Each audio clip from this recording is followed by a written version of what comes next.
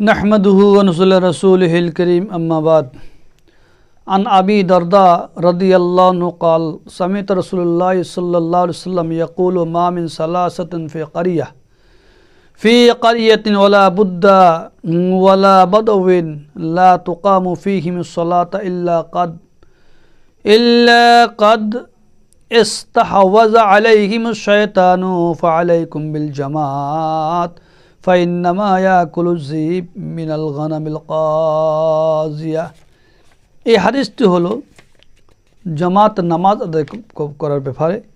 এই হাদিসের মধ্যে জামাত নামাজ আদায় করা খুবই গুরুত্ব দিয়েছেন। 1077 নম্বর হাদিস।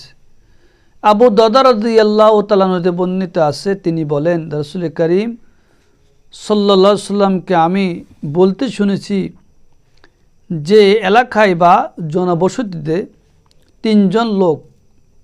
তিনজন ব্যক্তিও বসবাস করে, কিন্তু তারা জামাতে একাত্রে নামাজ পড়ে না। তিনজন ব্যক্তি একসাথে একাত্রে বসবাস করে কিন্তু তারা জামাতে একাত্রে নামাজ পড়ে না, তাদের উপর শয়তান বর করে। জামাতে নামাজ আদায় না করলে তার উপর শয়তান বর করে। কাজে তোমাদের জন্য জামাতে নামাজ পড়া অপরিহার্য, কর্তব্য জামাতে নামাজ আদায় করতে হবে। কারণ দল ছোট বকরি বাঘে খাইয়ে ফেলে, যেরকম কোনো দল ছোট বকরি, কোনো দল থেকে যদি বকরির দল থেকে যদি কোনো বকরি ছুটি যায়, সেখানে তাকে বাঘে খাইয়ে ফেলবে।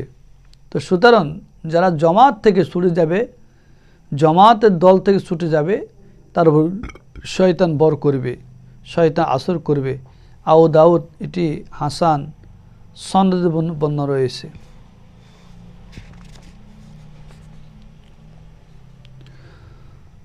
عن أبي درداء رضي الله عنه قال سمعت رسول الله صلى الله عليه وسلم يقول ما من ثلاثة في قرية ولا بدو لا تقام فيهم الصلاة إلا قد استحوذ عليهم الشيطان فعليكم بالجماعة فإنما يأكل الذئب من الغنم القاذية।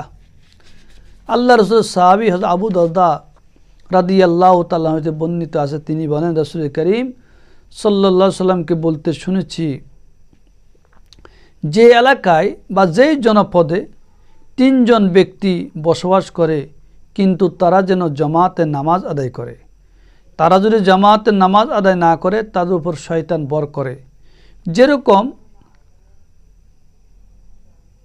যেরকম কোনো বকরি দলচ্যুত হয়ে যায়, যেখানে বকরির বিশাল ফাল আছে, ওই ফাল থেকে যদি কোনো বকরি একা ছুটে যায়, তখন ওই বকরি যে কোনো মুহূর্তে বাঘে তাকে খাই ফেলবে, বাঘ থেকে সে বাঁচতে পারবে না। তো সুতরাং যেই ব্যক্তি জামাত ছেড়ে দিবে, জামাত নামাজ আদায় করবে না, সে কখনো শয়তান মার্কা বাঘ থেকে সে মুক্তি পাবে না। বান্য আমাদেরকে জামাত নামাজ আদায় করতে হবে।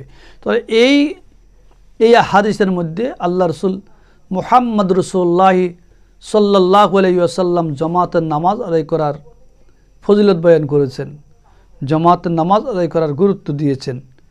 তাহলে এখানে জামাত সুন্নত না ওয়াজিব না ফরজ, এই ব্যাপারে মুস্তাহিদ মুহাক্কিক আলেমগণের মতবিরোধ রয়েছে, বিভিন্ন রকম মত রয়েছে।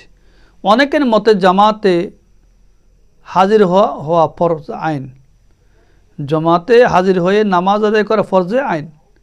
আজান শোনার পর যদি কেউ জামাতে হাজির না হয় তাহলে তার নামাজ হবে না, অর্থাৎ আজান দেওয়ার পরে সে জামাতে নামাজ আদায় করতে হবে, মসজিদে আসতে হবে। ইমাম শাফি রহমতুল্লাহের মতে জামাতের সাথে নামাজ আদায় করা ফরজে কিফায়া।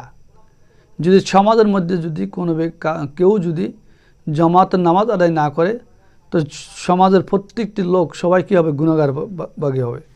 আর আমাদের বড় ইমাম আবু হানিফা রহমতুল্লাহ আলাইহি সুন্নতে মুআক্কাদা গণ্য করেছেন, জামাতের নামাজ আদায় করা সুন্নতে মুআক্কাদা। তবে মুহাক্কিক হানাফি আলেম শেখ ইবনে হুমাম